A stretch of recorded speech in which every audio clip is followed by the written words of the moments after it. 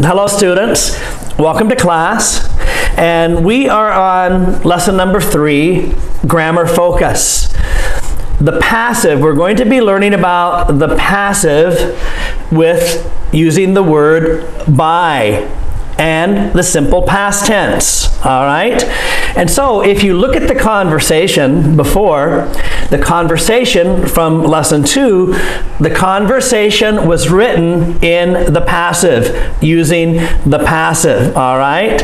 And so in English, the same event can be described by using the active form or the passive form, depending on which subject you want to emphasize. You want to emphasize Bartholdi, or do you want to emphasize the Statue of Liberty? Passive sentences contain the verb be, or a form of the to be verbs, and the past participle. All right? Let's look very quickly. Past participle, just to remind you, the past participle, you see the slide, we have the verb and the past participle. Sometimes it's the same, sometimes it's changes. And so the verb is become, the past participle is become, had become. Break, broken, has been broken. Bring, brought. Let's just, you can read these, but say all of the past participles after me, all right? Become, broken, brought, bought. Don't confuse brought and bought. They're almost the same, but they're not. Brought, bought, done, drawn,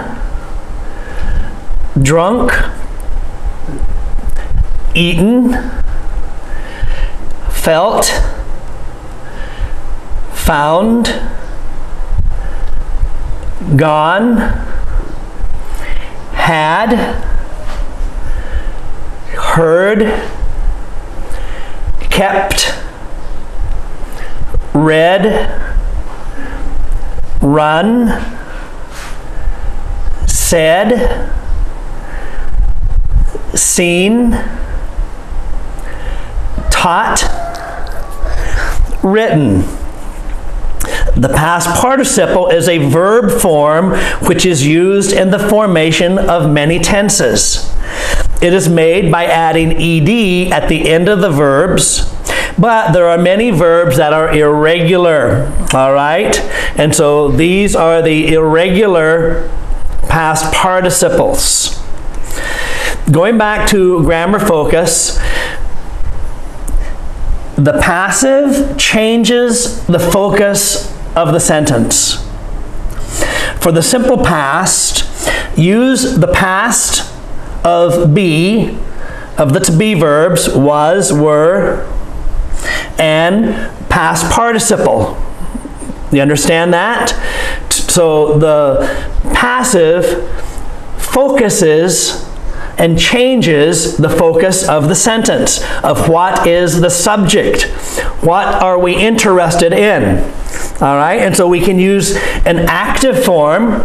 You see the example, Bartholdi designed the Statue of Liberty. Okay, that is very common. We use this form all the time. The focus is on Bartholdi.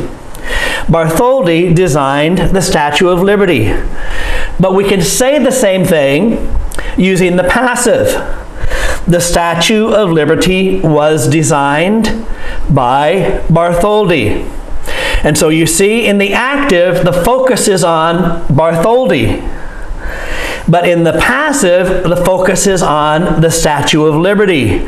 And so it depends on how we want to say it and what we're trying to communicate. Do you understand that? And so the active, Bartholdi designed. The passive, the Statue of Liberty was designed. Was, so we're using the past form of the to be verb, was, And we're using the past participle of design.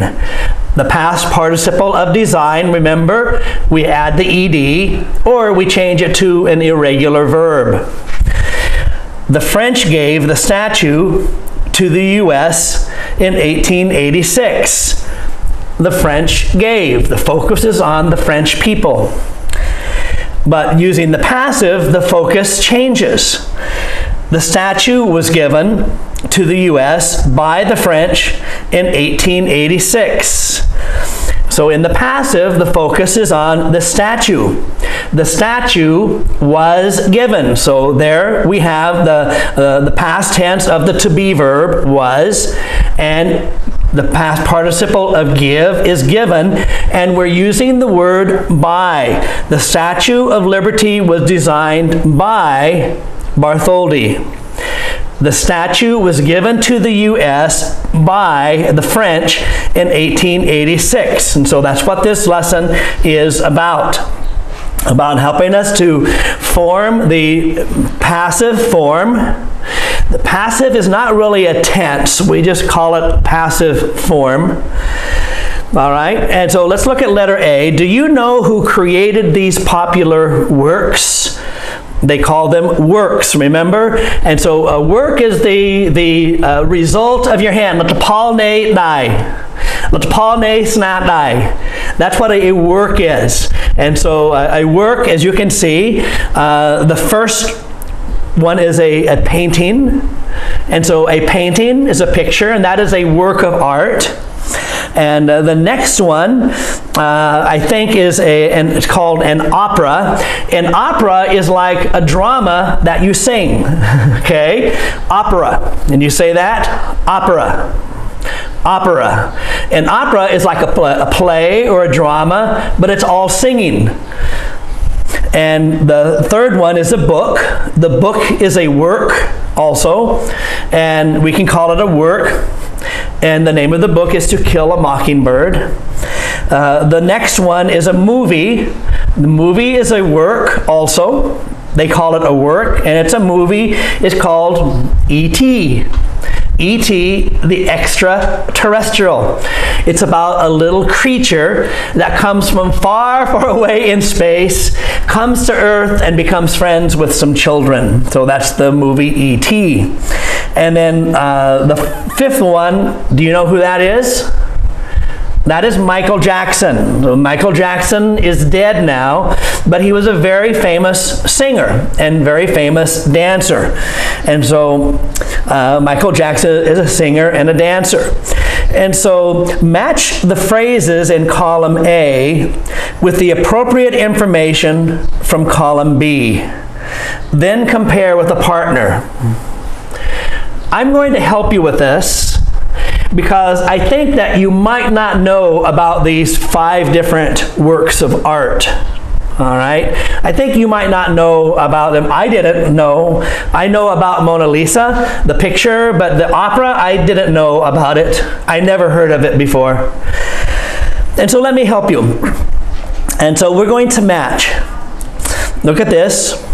The Mona Lisa was painted by Leonardo da Vinci. Listen to me because I'm going to have you repeat these. The Mona Lisa was painted by Leonardo da Vinci. The opera La Bohème was composed by Giacomo Puccini. We'll say that again. The opera La Bohème was composed by Giacomo Puccini. Number 3, the novel To Kill a Mockingbird was written by Harper Lee. The film E.T.